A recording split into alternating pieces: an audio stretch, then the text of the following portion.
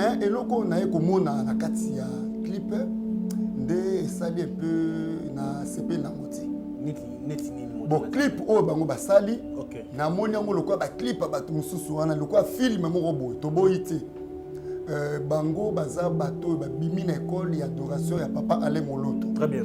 Il faut toujours bazala na alignement ya papa Alain Moloto. Lokola filme batie ba démo ba ange biloko moko bongo en tout cas na école bango babimeli ya papa Alain Moloto na tikala komona papa Alain Moloto atikala kosala clip ya bongo ti. Donc bakomi ko se conformer na temps présent na pourquoi pas qu'on tourne clip moko simple nenga sala ka chilo omoni nzembo ayembe za inspiration makasi mais tant on a la clip ngo 600 peu mais apparemment mayebayi ba sali na clip yango nda yembi na kati nzembo non yango nda yembi ça n'a pas de l'importance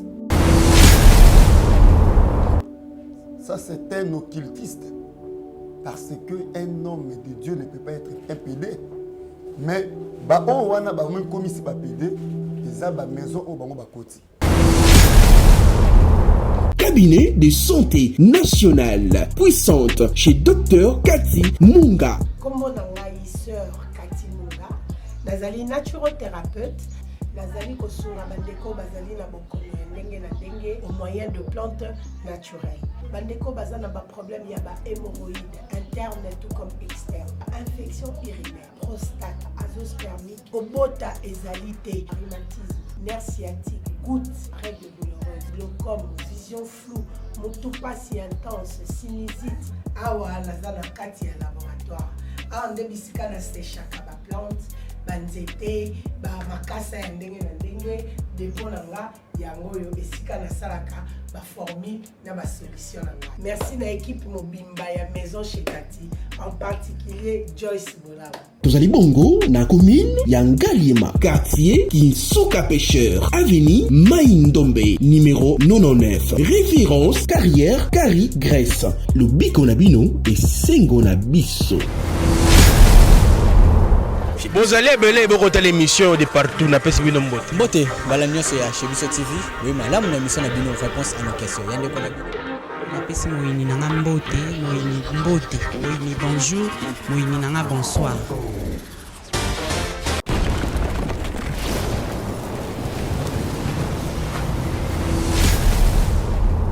Chebiso Télévision, chaîne oyo ekokani na yo. Vous allez belé beaucoup de l'émission na pesi bino mbote. Merci na confiance. Merci na fidélité na Chebiso Télévision, chaîne oyo ekokani na yo. Merci mingi na Ndeko Jonathan pour la prise de vue. Merci na Dinj Mosolo pour la réalisation kitoko. Un grand merci na batutu balinga ka Chebiso Télévision, ni na ba chaîne oyo ekokani na yo. Ekokani na banani, ekokani na ba responsable na ba nzambe batu oyo batamola na sembo. Yango to lobaka Chebiso Télévision ekokani na yo. Un grand merci na sponsor na biso, sponsor des sponsors. Ye mbongo ici la raté. Atona mbongo 1. Il y a à chaque fin du mois, pe mikolonio so pesa biso ofele. Il y a ça que chaîne o et que ne musika susu bolinga ngone bolinga ngo bongo. Jésus-Christ de Nazareth, yende nzambe na biso, yende mokele na biso, yende apesa biso pema ya ofele, na yango yende pe za sponsor ya chaîne oyo Chebiso Télévision. Merci na ba o pe balinga biso te boyini mbote, to pesi bino mbote mingi. Banero balandi lelo to kolobela nini? To kolobela 3 points. Ya liboso to kolobela bongo Mayimatali album oyo ndeko na biso Atoms. Tomoni couple Atoms, maman Nadège, na papa Atoms, babouaki clip et puis album à Sika, to kolobela on émission à l'élo. Ni ne leki na kata clip wana ko kamwa, non na monate. Basa na nzabi ba on sa ma modèle oyo. Ha, na ebité. To kolobela Mayimatali sur parler en langue. Tomona ndeko na biso Roger Baka. Yé ayemba tina langue. Est-ce que la langue est biblique? To kolobela ki l'autre fois na ndeko évangéliste longa. Dans l'émission car on a Chebiso Télévision. Tu relèves le 3e point. Tu relèves la paix sur Suite F1, mais Matali Pomme de la main. Et dans cette émission, mesdames, messieurs, il y a la scène Rabino, vous allez vraiment concentré, vous allez vraiment mis sur le fond parce que autre dans l'émission elle est là et on va faire 1 plus na vie. Dans cette émission, on a un bino mouton nzambe oyo to yamare chaque fois dans l'émission elle est là. toujours dans l'émission, on a voulu dire moto na nzambe na pesi mbote. Mbote papa Chic Mukadi. Sangonini. Oui, sangote na zuka kapel no pona zaki na kati ya retraite. Retraite sili. Bon, aussi la lobby, na bimika potango beninga, poso na 6 directement na zonga zamba. OK. Na kimwenza. Ça me l'a fait pour Nabiso hein. Oui, to ça mais pourquoi pas chaîne moko zomata. Vraiment amen. En tout cas zomata. Tant la moni appel na hésita ki te na ba kino fona bima. Na ya soki na 6 kaka na zongi kimwenza ga. OK. Na zamba. Kama biso na losambo kasi to ba émission. Zambe na peso merci. Seigneur Jésus-Christ, natiki et bandelipe sous tes missions na saloboko na yo. La Bible dit tu es le commencement et la fin d'une chose. Na sengi moli mon nom Seigneur et accompagner biso fongo na biso intelligence, sagesse, nyonso kobima awa et édifier peuple na yo. O ezali ayo te za musika na biso na kombo Jésus-Christ de Nazareth ndeto lobi amen. Amen. Moto na nzambe na yambi osu lelo na émission ya lelo po etolobela susu mai marulenga na mbongo na biso. Amen. Tomoni ndeko mama na biso na Dej o azali bongo mwasi ya pasteur Atoms. OK. Clip o basali modèle basali clip wana nama ba yembi na clip est-ce que yo moni on a lisu ya homme de Dieu okoyi koloba nini? Ah, vraiment merci beaucoup papa Chic. D'abord nzembo na soko kiango eza vraiment chanson moko inspiré. OK. Vous sentir vraiment présence en Nzambe et na saluer maman Nadège de loin na bika Rolanda biso eza nzembo moko vraiment et bimaki samedi. Samedi la semaine passée. Vraiment nazo sepena mo makasi kunde to sa l'émission bozo matanga na samutema. OK. En tout cas chanson moko kitoko e bandeli kinosuka. Mais eloko na ekomona na kati ya clip nde esali un peu na CP na ngoti. Neti nini moto. Bon clip o bango basali. OK. Na moni yango lokwa ba clip bato mususu wana lokwa film moko boy to boyite. Bango baza bato ba bimi na école ya adoration ya papa Alain Moloto. Très bien.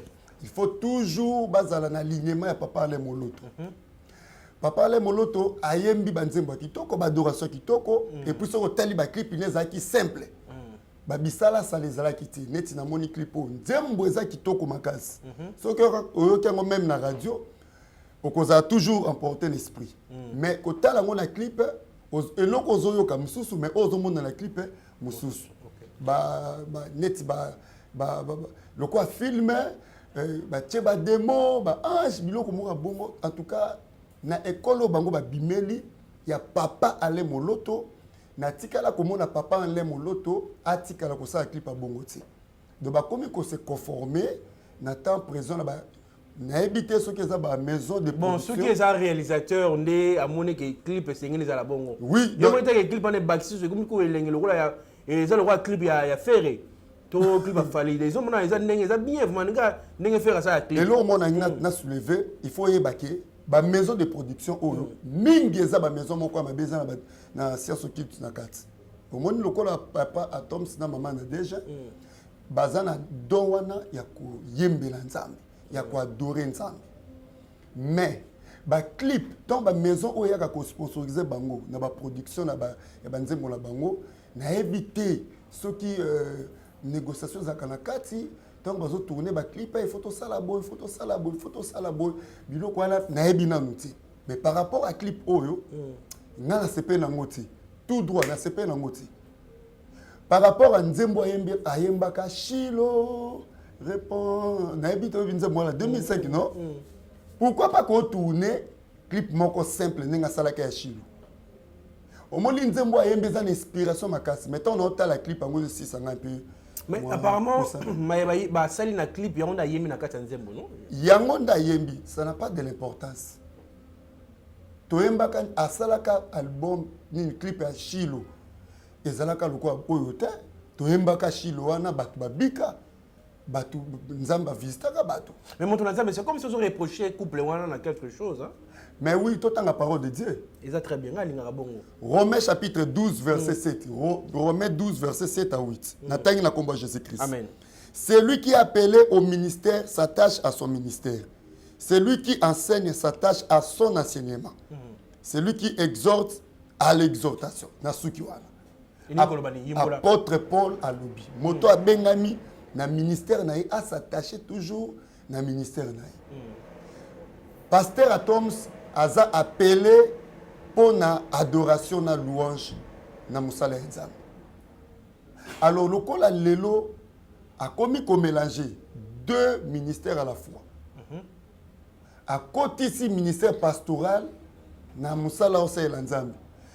Ministère pastoral wana est commis ko étouffer les cabo adoration au azana yango. Parce que Gaël et bande ko bimisa ba album chaque année. OK. Mais lelo otoko mona carence, au moins après 3 ans après 4 ans album ezo bimati. Pour la nini azozo atteint ko ya ko prêcher, a commis ko s'attacher mingi na ministère pastoral. Or pasteur Atomse Nzambe abenga uniquement pour na ko adorer Nzambe. Abenga pour prêcher. Ata ba université ba keno sa na ba États-Unis kuna pona makambo ya prédication ou soit pona bazo ba diplôme ya doctorat ya nini théologie. Nyonso leza ezaki bomoto. Nzamba est bien adoration. Azongela adoration. Peuple de Dieu ezan a besoin na yena nous na likabo ya adoration. Mais apparemment na bengi frère to pasteur Atoms nenga kolanda denzela la foi yo comprendre quelque part ibomié et pour na yo préféré na musique to na côté ya oh ngala yeba kene la musique na yeba kene côté ya te ba combien beleza ka yeti bon siko ngala za évangéliste nzamba benga la do ya délivrance ndeto prier la ka batu na l'église bon ngape na tika la ngai na tika la nga côté ya na ba la ngape ko adorer nzambe papa chigo oko reprocher ngati okoloba ki yo bande côté yo bande ko ya ko lekala mission awa o prier la ka bato te ya ka melelo ndenge komi ko adorer ozomona bible lobi mutu oyo abenga mina ministère na ye à s'attacher na yango selon Romains 12 verset 7 à 8 soko benga mi pona ko adorer nzambe tikala na yango ça c'est la parole de Dieu bon vérifier yango na Romains 12 verset 7 moto na nzambe c'est comme si ba ko reprocher bino mikolo yo ba c'est na nzambe mingi bokomi ba PD eza parenthèse mo resengi to fungola mo kipo to kokanga yango amen. Comment expliquer que bassin na nzambe minene ya bien be bazali na bide bango nyoso OK ba ko mingi ba PD yo conseil européen sa bango parce que zami tuna o ba sala biso révélation c'est to lo ba yango pour to big sa peuple de Dieu ba pasteur mingi parce que na rotanga ba kombo na repesa ba kombo na rotanga po na bige mikolo mwa muke to ri samba mais na repesa ba référence bino on va comprendre surtout limiter ça repos là moutona nzambe yo kolobani. Merci beaucoup papa Chic. Pasteur PD ah c'est pas un pasteur, ça c'est un occultiste parce que un homme de Dieu ne peut pas être un PD mais ba o wana ba même comme si ba PD eza ba maison o bango ba koti nyonso na tolo bani bazala besoin ya temps ya siècle présent mutuka ndaku mbongo apparaître or biso ba na nzambe to apparaître kate mais il faut être on se comprend bango bazala besoin ba apparaître ba mona bango ba voyager ba apparaître l'apparition c'est démoniaque. OK donc bango mo ba sata pesi bango pe condition ko keno musikate Bible lobi bien. On ne peut pas coucher avec un homme comme on couche avec une femme. Ceux qui m'ont commettre actuellement en abomination devant Dieu. Communauté où ba pasteur ba ko ba pédé, eza église ya Nzambe lisusu te, eza église satanique. Ba masqué na komba Nzambe na kati nango molili eza kuna makasi. Alors na ba fidèle bazo sambela kuna ba kozala enrôler directement na ténèbres. Ba jara ba église on ndezo teka milimo batu mingi batu bazo kufa. Ba fidèle bazo kufa po bazo lekisaka batu à tout moment. Alors yango zomona Bible lobi nyonso ya kuku o esale makala ténèbres et kozala exposé na lumière. C'est ça aujourd'hui nous avons l'esprit de Dieu, l'esprit de la lumière qui est à exposer les œuvres des ténèbres o ezolingo mema batu bana na Nzambe na kati négarément. Moto na Nzambe to ba ki to lobela pe point oyo ya à langue, Tomoni parler à langue, est-ce que c'est biblique? Tu le que l'autre fois, évangéliste et longa. Évangéliste et longa. Et longa, voilà. Est-ce que parler à langue, est vraiment biblique? Parler à langue, est biblique. Mutu Oyo a baptisé dans Saint-Esprit akoloba monoko asika. Parler à langue biblique, tout autant rapidement. Très bien. Dans Actes des Apôtres, chapitre 2, premier verset. Natangi na kombo Jésus-Christ. Amen. Les jours de la Pentecôte, ils étaient tous ensemble dans le même lieu. Tout à coup, il vint du ciel un bruit comme celui d'un vent impétueux et il remplit toute la maison où ils étaient assis. Des langues semblables à des langues de feu leur apparurent. Mais parler à langue, c'est la réalité. C'est une réalité. Parler à langue, c'est parmi les dons du Saint-Esprit. 1 Corinthiens chapitre 12, verset 10. Ok. 1 Corinthiens chapitre 12, verset 10. Et un autre, le don d'opérer les miracles. Et à un autre, la prophétie. À un autre, le discernement des esprits. À un autre, les diversités des langues. À un autre, les diversités des langues. Le Saint-Esprit est un 9 dons. Parler à langue est l'un des dons du Saint-Esprit. Mais quand un enfant de Dieu, un chrétien, soit un homme de Dieu, parler à langue, c'est un pauvre serviteur de Dieu qui n'a jamais expérimenté les dons de l'Esprit. Il ne peut pas anéantir parler à langue, qu'on supprime dans l'œuvre ensemble. D'ailleurs, la Bible le dit, quand nous prions en esprit, l'intelligence demeure stérile. Donc, parler à langue, quand nous prions en langue, on a en direct dans Zambie. D'ailleurs, les troubles, les démons, les sorciers, quand un chrétien parle en langue, ils ont payé la moto. Et ça, c'est un mystère caché des obimans. Alors, si un homme de Dieu a écouté il m'a parlé en langue, alors dit que non, c'est faux, n'a habité Bible et interprété comment. C'est un pauvre serviteur de Dieu en esprit qui n'a jamais expérimenté le don de parler en langue. Parler en langue, c'est biblique. Parler en langue, Bible le dit, le jour de la Pentecôte.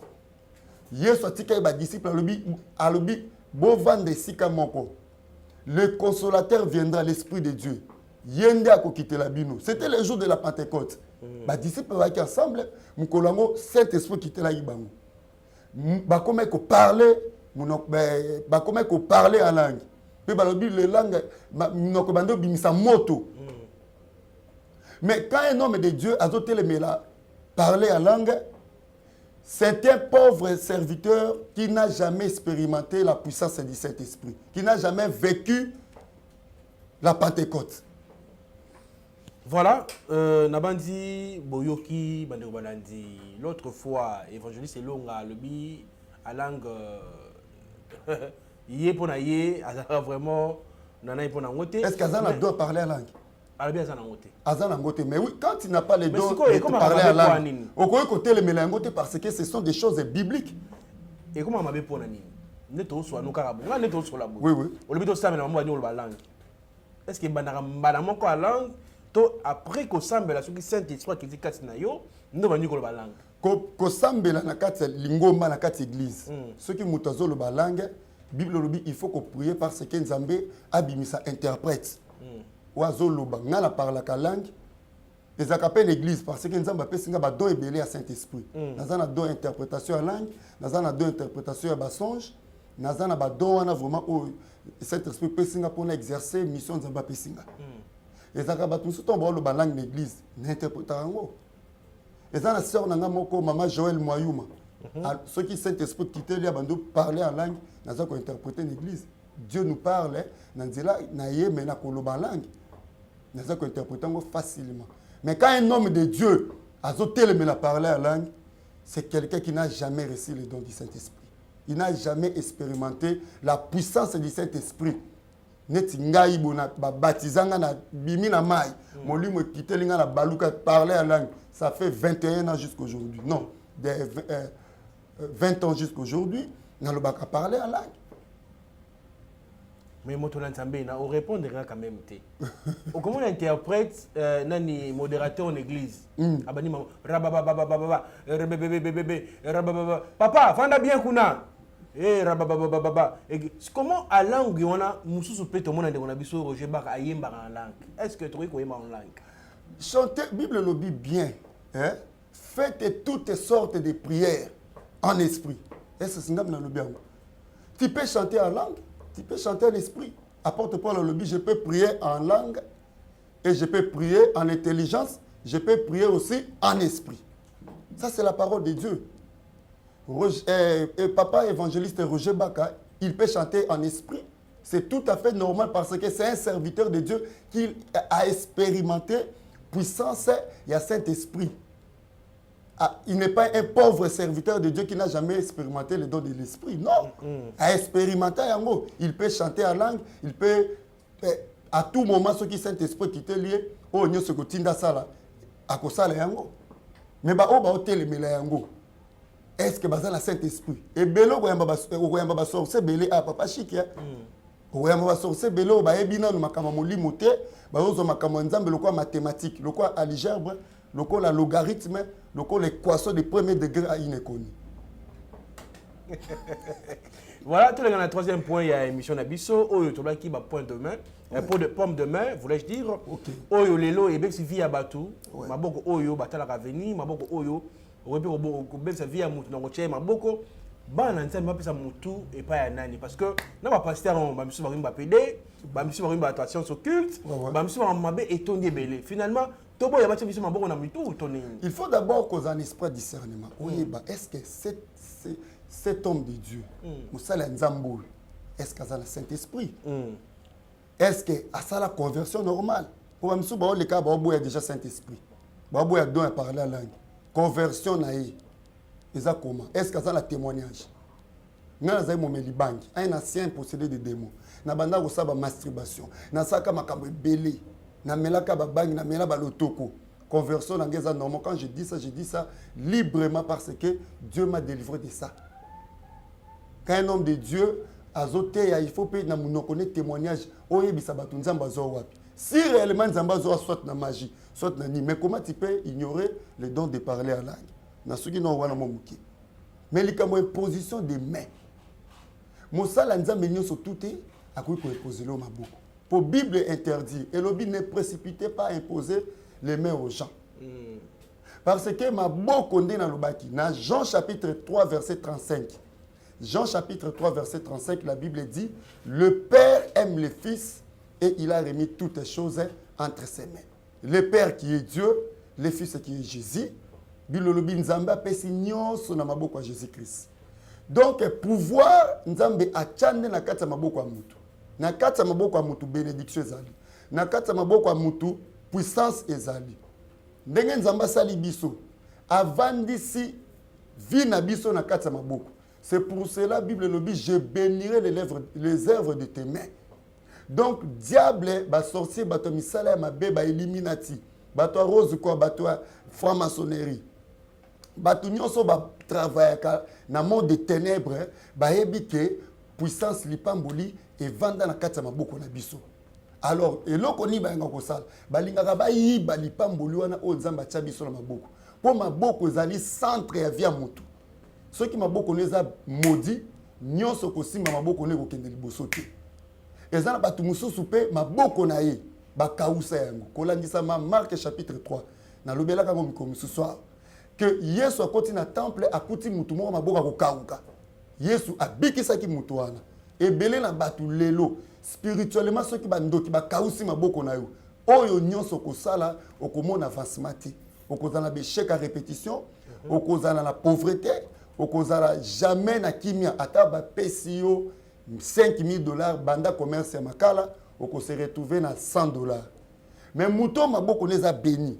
Mais azangi muto ko activer okoyeba ndenge nini muto maboko ne eza béni mais nanu ba activer te soko kabela ata $100 soko azana don commerce akoteka ngubo mona bani na 100 loba komi na 500 loba na komi na 1000 mais yo ndeko zola na ngai obandaka ba faire na maboko na yo esimbaka te yebaki maboko neza kokauka il te faut la délivrance, il faut que bonde de la pona parce que loko nzamba lo belinga eza réel pour ma beaucoup bana nzambe belé eza na kata eza ya kokauka ezo senga prière pour to récupérer bénédiction maboko na yo ezonga na possession na yo yom tozan ola na même oza musika la prière n'a pas de frontières pour ceux qui maboko neza eza ya kokauka okosimba libal alliance ekota koma osigner contrat musala koma ozelaka document 10 ans baninga kubaya ba Europe simano baso ba document basimba maboko okosimba diplôme koma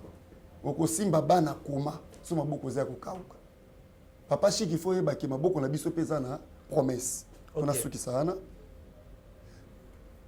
Saint-Esprit est avertissant qui na Siméon okokufa te sans que osimba Jésus-Christ na maboko c'est eza na promesse ndeko pozola na ngai promesse na maboko na on ezali ata lelo zo vivre par rapport na onzamba lobati mais nazota liso que avant yokufa onzamba lobala maboko na yo okosimba yango pe kotatola monene naye.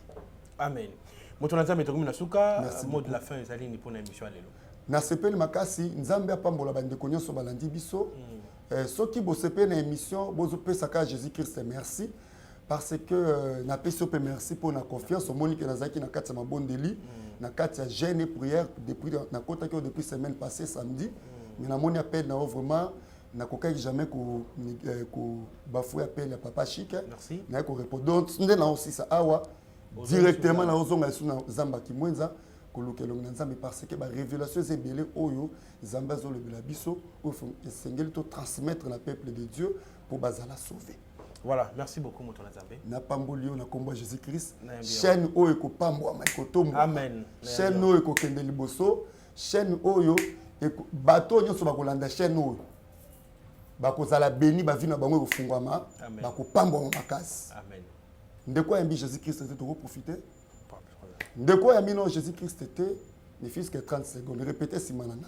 Seigneur Jésus-Christ. Na fungoli motema nanga. Nayambi oloka mokonzi pe mobikisi limbisa masumu na ngai koma kombo na ngai na livre de vie libela na libela na kombo Jésus-Christ. Amen. Amen. Merci Moto Nzambe. Nzamba pa numéro de téléphone mais toutefois numéro na ezali wana. Gloire au Seigneur. Ya Moto Nzambe au bengi okozwa yemoko bo solola ya mane téléphone. Amen. Il y a dans la condition parce que na bo so benginga na pesa numéro facilement. Voilà, mesdames messieurs, moi je profite pour dire un grand merci à Jonathan Moukadi pour la réalisation, voulais dire, de cette émission. Un grand merci à Lydie Moukadi, ma femme. Merci à tous mes enfants. Merci à Denis Mosolo. Merci na sponsor Nabiso Jésus-Christ. Un grand merci à Moutoutou Alingui Alexa Sport Naye parce que désormais je suis sur télévision Fongoli donc à autorisé par Sport Awa donc na on a académie unité. Bino so bien kinga pour Alexa Sport na ndimi quand même et bana rolika. Donc vous contactez biso na numéros affichés na Alexa Sport na bino na chaîne Nabiso chez Biso télévision. Nzamba pambola bino.